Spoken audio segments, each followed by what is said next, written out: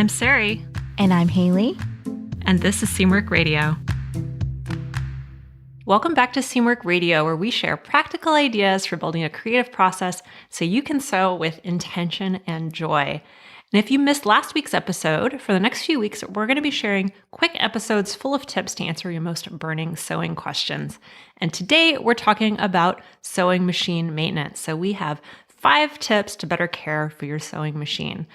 All right, our icebreaker for today. Do you have any sewing machine bloopers, Haley? I mean, sure. Outside of the occasional catastrophic thread jam and broken needles, which I feel like is it's typical stuff. The one that comes to mind isn't really my blooper, but it's a pretty major blooper. So when I was in college, I was a lab technician at the sewing lab, which meant I just maintenanced the sewing machines. I clean them, I oil them, I help people, train them on them. And there was this guy who was in my class, and he also happened to be my arch nemesis. We did not get along at all. And he was making something out of neoprene, but he didn't know how to work with neoprene. So he was going around and serging it. Mm-hmm. It does not need to be serged. It doesn't unravel. No. I don't know why he was serging it, but he was serging it. And he broke every single serger in the department. I think there must have been 7 or 8 sergers. There was a lot. He broke all of them. Wow. And it was a semester that swimwear class was running. So everybody needed the sergers to complete their homework. Yeah. And so I have all of these panicking people wanting me to fix a problem that I honestly didn't even know how to fix what was going on. That's actually impressive. Breaking 7 sergers, how do you even do that? Maybe at the second, stop. Yeah. Just keep going. Just keep going. They were really, really badly jammed, but even once I used razor blades to cut out all of the nests of thread, it messed up something with the timing. And so I had to wait for Ari, who was the guy he's the old man who maintained our sewing machines in a real way. Yeah. To show up and fix them all.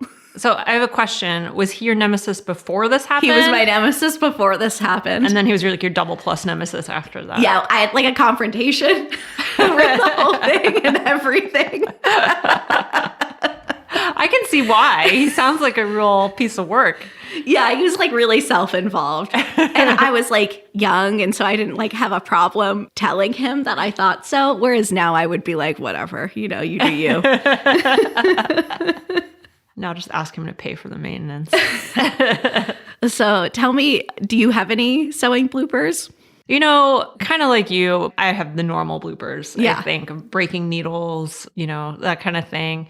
Nothing really crazy, but I just have a lot of bloopers in my life generally, though. Yeah. Just this morning, I got up. Okay, so I get up pretty early. I get up around 6:15. Yeah. And usually what I do now is pour coffee in a travel mug as soon as it's ready.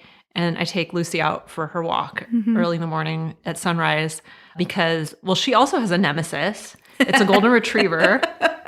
And the golden retriever goes for a walk at 7. So we try to get out by 6:30 so that she doesn't have to see her most hated and dreaded nemesis. So, I'd just woken up and I set out the travel mug and I took the coffee pot and I started to pour it in the travel mug. And I had the lights really dim and I didn't realize the lid was still on the travel mug. So hot coffee spilled all over my hand. And I was just so, flabbergasted because I'd just woken up. I just ran with the coffee over to the sink, which spilled coffee everywhere, all over the floor and all over my sweatshirt that I was wearing. It was total chaos. But things like that happen to me all the time, just not sewing related at all. I just wanted to tell that story because it just happened. Just regular old nemesis related bloopers. Yeah, I personally don't have a nemesis, but Lucy sure does. All right. Well, give us your icebreaker for a future episode if you have one. It could be nemesis related or not. If you're a member, you can go to seamwork.com/go/icebreakers, and that'll take you to a thread on our community where you can share your idea for a future question that we'll use as an icebreaker on an episode here of the podcast. All right, so let's get into our topic for today, which is sewing machines. So your sewing machine is definitely one of the most important sewing tools you own, and it's likely one of the biggest investments you've made in your sewing. But a lot of times when you buy one, you're just kind of handed it and you're expected to know what to do with it, and you don't necessarily. So just like a car, it does need regular care and maintenance. So we are going to be talking about that today and exactly how to do it. It's pretty easy, but it's hard to remember sometimes what needs to be done.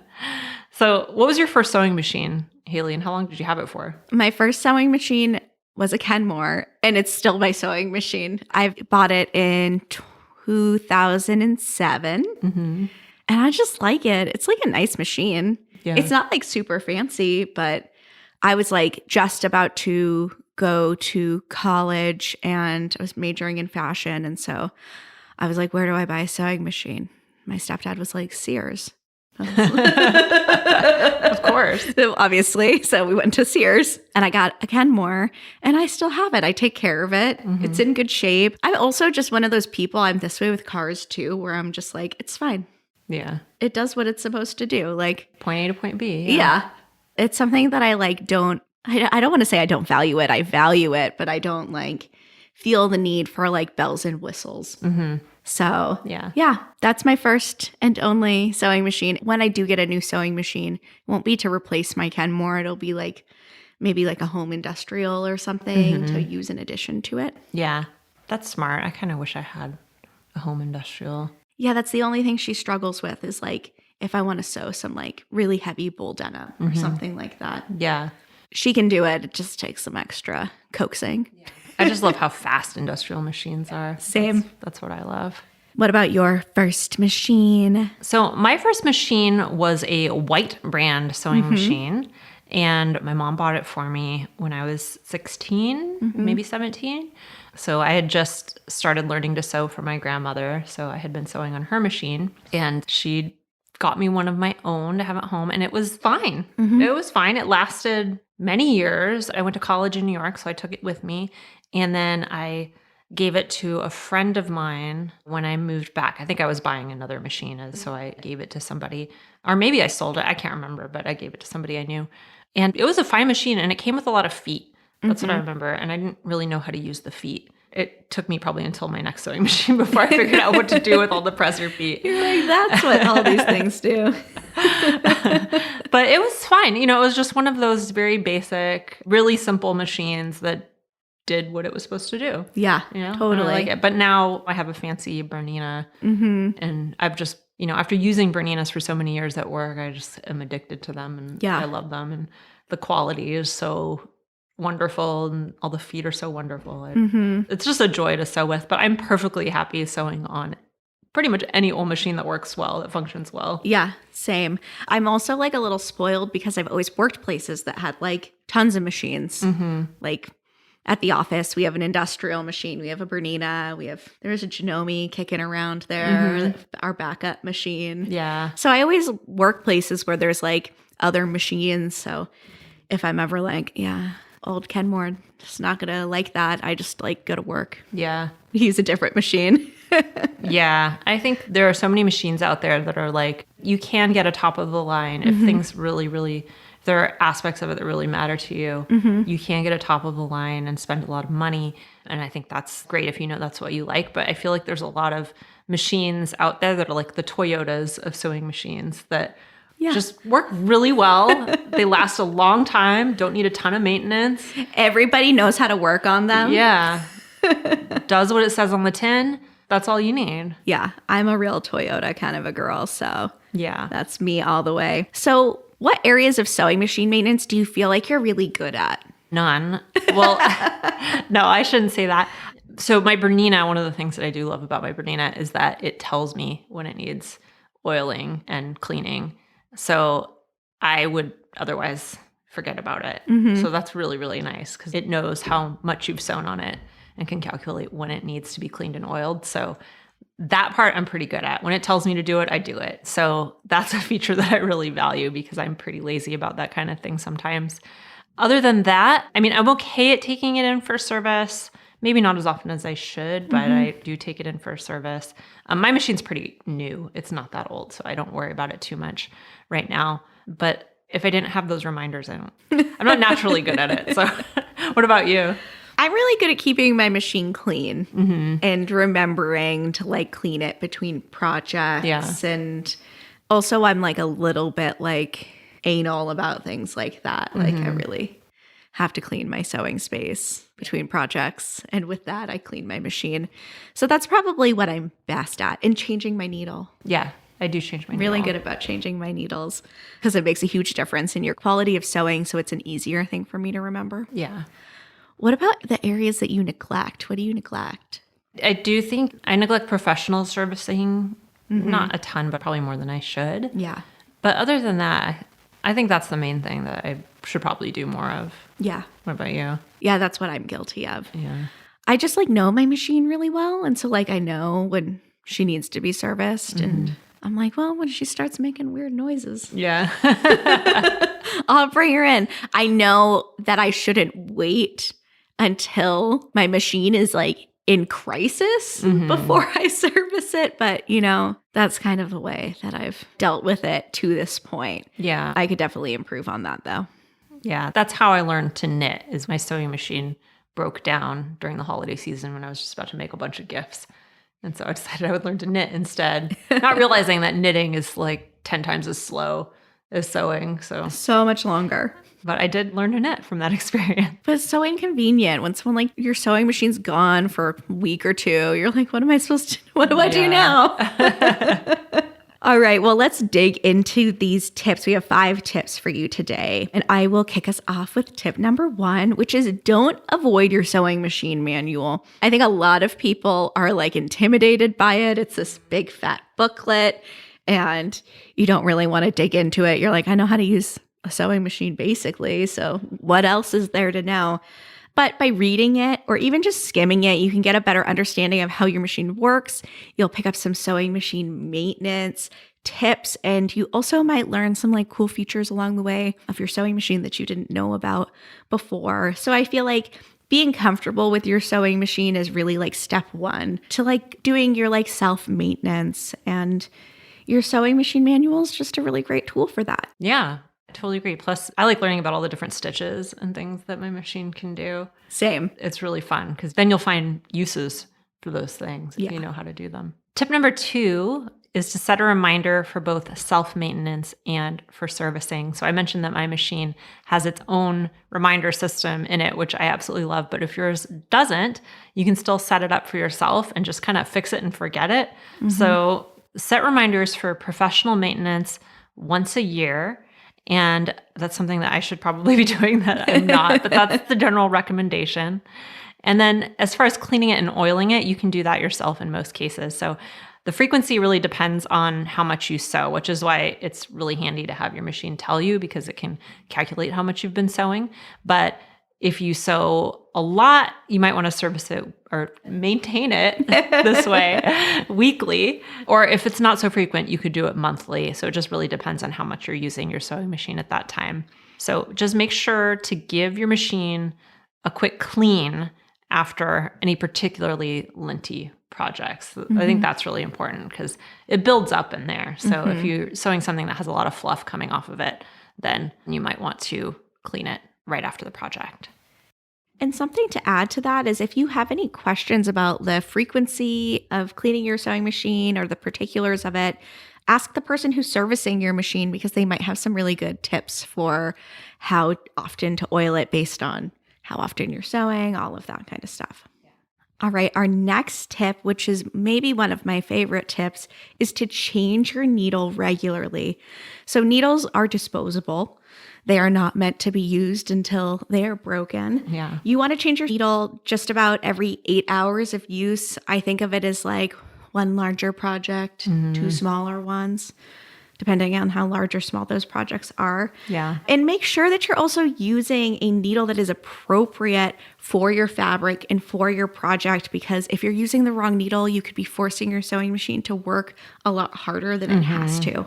Yeah, I think that's a really good point. It's not just for the sake of the project that you want to change your needle, but also for your machine's sake. Yes. I think that's something that I didn't realize a long time ago. Yeah. That's a lot more clear to me now. All right, tip number 4 is to find your favorite cleaning tools and keep them nearby. So this could be makeup brushes, for example, which are really great for getting into all the little crevices and cleaning out lint and little bits of thread. Microfiber cloths, which are also really great for getting large pools of that kind of dust that accumulates from the fabric. One thing to be aware of is that some people like to use canned air to blow their machine out and clean their machine out. This is kind of controversial. A lot of people say that can end up blowing the debris further into your machine. So that's just something to be aware of. If canned air is something that you've used, that is a risk of using it. Yeah, definitely. I'm not like super anti canned air. Yeah. But I do try to refrain from blowing with my mouth into my machine because the moisture from your breath can be not great for all those metal moving parts. Yeah, I think with canned air, you just have to be very careful with it. Yeah. And make sure that if you're going to use it, you're using it at the right angle and not just blowing stuff into the works. Yeah, totally. All right. And now our final tip is get to know your sewing machine's cues so you can triage. So is your sewing machine making a weird noise? For me, that's like usually the cue that she's unhappy about something. Is your machine struggling to pierce through the fabric? Are your like feed dogs like not grabbing onto the fabric? Are you just sewing in the same spot over and over again? Is your stitch quality weird? Start to like notice your sewing machine's cues and what they mean. Like very standard course of action. Whenever your sewing machine is acting up is stop. Don't try to keep sewing because you might make it worse. Stop. Change your needle, rethread your sewing machine, including your bobbin. And if the problem is persisting, you can give it a good cleaning, maybe oil it. And if it's still giving you trouble, then it's time to bring it into a professional. Yeah. Oftentimes, I feel like changing the needle and rethreading the machine solves the problem like 90% of the time. Yeah, 9 times out of 10 does the trick. Sometimes you need to adjust the tension, something like that. But I feel like that's usually where it ends. But I think if it doesn't end there, don't get frustrated. It just means that you need to do further steps to diagnose what's going on. Well, you can get frustrated. You'll probably be frustrated. I'm not going to tell you not to feel that way. Feel your feelings. But, just know we've all been there. All right. So I'm going to recap for us really quick. Tip number 1 is to use your sewing machine manual. I think this is a really, really great tip, and you can learn a lot from your machine manual. Tip number 2 is to set a reminder for both self-maintenance and for servicing. So remember, professional maintenance once a year. Tip number 3 is to change your needles regularly. Tip number 4 is to find your favorite cleaning tools and keep them nearby. And tip number 5 is to get to know your sewing machine's cues so you can triage if something goes wrong. All right, if this episode has you thinking about cleaning and organizing and taking care of your sewing stuff, check out our free Sewing Spaces guide. So it's called The Ultimate Guide to Setting Up Your Sewing Space, and it's a free mini guide that has tons of tips and ideas for creating a better, more functional sewing area, no matter how much space you have. So you can download it at seamwork.com/go/sewing spaces. So that's seamwork.com/go/sewing spaces, plural. All right, if you like this episode, I would love to ask you a favor. Can you forward this episode to one of your sewing friends who you think would find it helpful? I think this is the number one way that our podcast grows. Our listeners are just so nice and kind and amazing. In addition to leaving positive reviews, you guys are always recommending the podcast on social media and in other places. And we really, really appreciate that. We don't really have a way to advertise the podcast. It's not always easy to find new podcasts on Apple Podcasts or Spotify or other podcast platforms. So word of mouth is really the number one way that people learn about the podcast. So we really appreciate it if you share it with people that you know. You can also find us on YouTube at Seamwork Video. You can find us on Instagram at Seamwork. And if you'd like to join Seamwork and become part of our private community, plus get access to hundreds of sewing patterns and dozens of sew-along classes, podcast listeners get a 50% off lifetime discount when you join at seamwork.com/go/podcast50. So that's seamwork.com/go/podcast50. And that does it for us this week. I'm Sarai. And I'm Haley. And this is Seamwork Radio. Seamwork Radio is brought to you by the team at Seamwork. Seamwork's an online community that supports you in creating a wardrobe that feels right for you. When you join us at Seamwork, you become part of our private community of makers, and you also get access to monthly sew-along classes, a library of over 200 sewing patterns, and tons of great resources to help guide you through the sewing adventure that you choose. Podcast listeners can get half off a Seamwork Unlimited membership, which means you can download as many of those 200 plus patterns as you want at any time, and our community will be there to guide and support you. If you'd like to join us for half off, just visit seamwork.com/go/podcast50. You can also find us on Instagram at Seamwork, or visit our YouTube channel, which is called Seamwork Video. We love hearing from you, so let us know if there's a topic or a personal story that you'd like us to cover. Thanks for listening to Seamwork Radio.